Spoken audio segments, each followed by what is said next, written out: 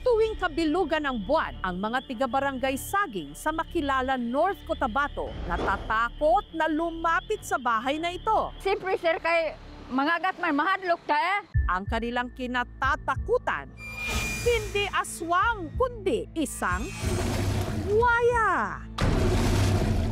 Opo, ang may-ari kasi ng bahay na ito, may pet o alagang buwaya. At lagi raw itong nakakataka sa hawla tuwing kabilugan ng buwan. Dako na kayo ng buaya, diba? Nya mahadlok may mugawas, kay basig mapakantaanan nila. Nakalabas daw po yung buhaya nila. Takot ako kasi may anak akong maliit dito. Baka makagat kami.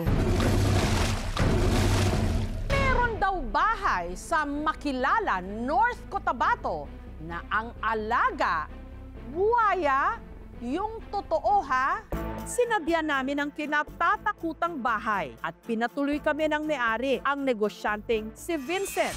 Hindi na raw kailangan pa ng hearing o trial. Inamin agad ni Vincent na siya'y guilty, Your Honor.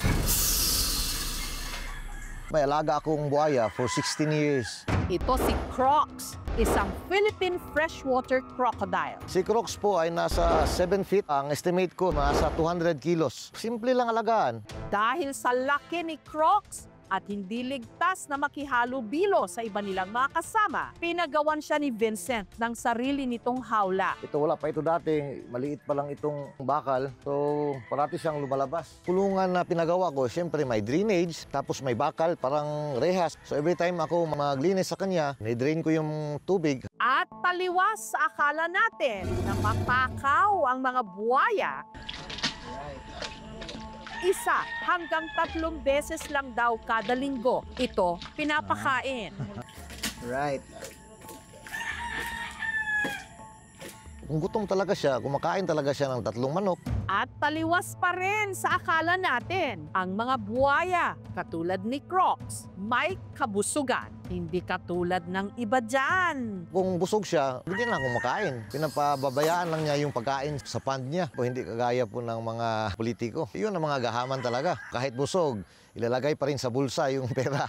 Si Crocs, isa raw sa pinakaunang buwayang namataan sa bayan ng Makilala. Nakita siya ng mga mangingisda sa isang fish pond o palaisdaan taong 2009. Plano raw sanang patayin si Crocs noon hanggang sa ialok nila ito kay Vincent. Benta niya sa akin is 30 mil. Mahal ang benta. Kung hindi ko daw bilhin, is kakatayin nila, gawin nilang pulutan. Pagtingin ko sa pitaka ko, may 1,000 ako. So, sabi ko, okay na ba ito? Pangbili ninyo ng pulutan. So yun, binigay sa akin yung buhaya. Yung baby pa siya, binubuhat ko.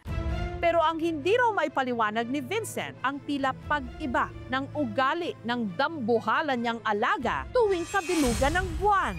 Lumalabas siya sa kulungan. Mga 10 times siguro siya nakawala sa hula.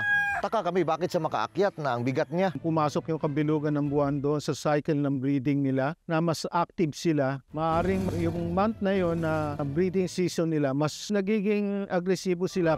2 araw nilang hinanap si Crocs. Mabuti na lang at wala naman daw itong inatake. Kaya ang masasabi lang niya sa kanyang mga kapitbahay, safe ka!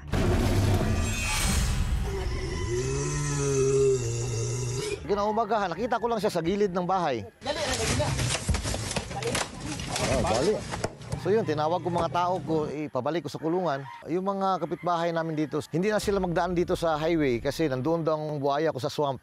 Pero ang ilang kapitbahay ni Vincent, takot na maulit ang insidente. Kaya minsan na raw parang may nag-whistleblower o nagsumbong sa kanya sa mga otoridad. Pinuntahan ako ng taga-DNR dito. Saan ba daw ang lisensya ko? Wala akong napakitang documents. Sabi ko sa kanila na sige, kung bawal itong alagaan, pwede ko naman i-turn over sa inyo. Kunin nyo ngayon. So hindi nila kinuha sa akin. Kasi sabi nila, capable daw ako na mapakain sa buhaya ko.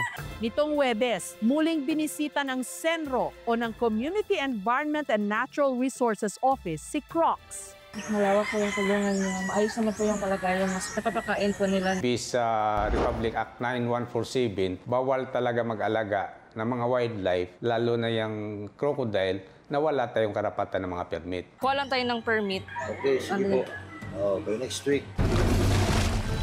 Susunod sa Navotas, may namataan ding buwaya. Nag-enjoy siya yan. Spa time na yan. Maliit man, pero matapang. Never ako natakot. Okay na, behave na. Dito naman sa Navotas, may namataan ding buwaya. Pero hindi raw ito kinatatakutan. Sa halip, kinakatakyutan. Para kasi itong Nepo baby na alagang-alaga ng kanyang amo, ang veterinary medicine student na si Ron. Siya ang Philippine crocodile na si Amihan. Takot po ba kayo sa buhaya? Hindi po, pwede niyo pong hamasan sa likod para, di ba, hindi naman nakakatakot.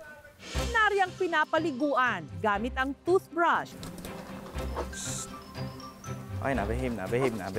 Tinatanggal lang natin yung mga sludge, yung mga lumot sa mga scales niya. Para sure kami na malinis si Amihan para pag hinawakan. Nag-enjoy siya niyan. Spa time na yan. Usually, hindi namin siya tinatalian nung maliit. Pero dahil medyo malaki na si Amihan, it's better safe. Pagkatapos maligo, hilig naman daw nitong manood ng TV. Spoiled sa pagkain at ang kanyang paboritong mukbangin, hilaw na manok. Ang crocodile pala, hindi siya talaga normally greedy. Kasi kakain lang siya ng around 2 to 8% ng kanyang body weight every week. So, maliit na portion lang yun. Mag-aapat na taong gulang na si Amihan nung nabili ni Ron sa isang zoo sa Rizal taong 2021.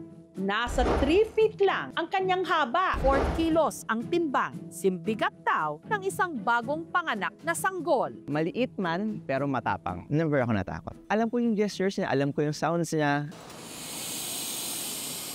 Alam ko yung paano siya magtampo, paano siya magalit. Basically, part siya ng life ko. Bata pa lang daw si Ron, hilig na niya ang exotic animals. Nanood ako ng Jurassic Park. So, sobrang na-amaze ako sa mga itsura nila. Is nung kakaedad na ako, nakakita ko ng crocodile. Sabi ko, very similar yung itsura niya sa mga dinosaurs. Para mas marami raw ang maka-appreciate sa mga buwaya, si Amihan parang politikong panauhing pandangal sa tuwing may pagtitipon sa kanilang eskwelahan.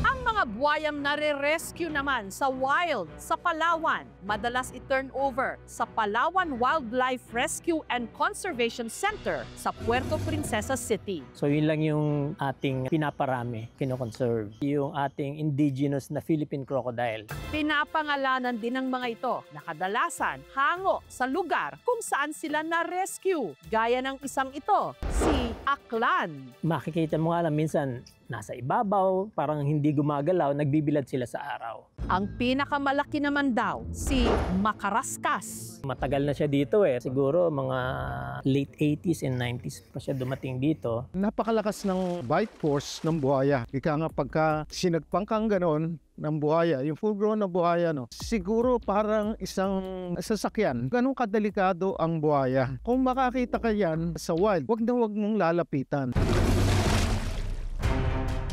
Hindi lahat may papang na mag-alaga at magpalaki ng buwaya. Espesyal ang mga nilalang na ito. May mahalagang papel na ginagampanan. Bagamat mabangis, pinapanatili ng mga ito ang balanse sa kalikasan. Kumakain dahil kailangan, hindi dahil sa kasakiman. Kaya sa susunod na ihalin tulad sila sa mga kurakot, mahiya naman daw tayo. Thank you for watching, mga kapuso. Kung nagustuhan niyo po ang videong ito, subscribe na sa GMA Public Affairs YouTube channel. And don't forget to hit the bell button for our latest updates.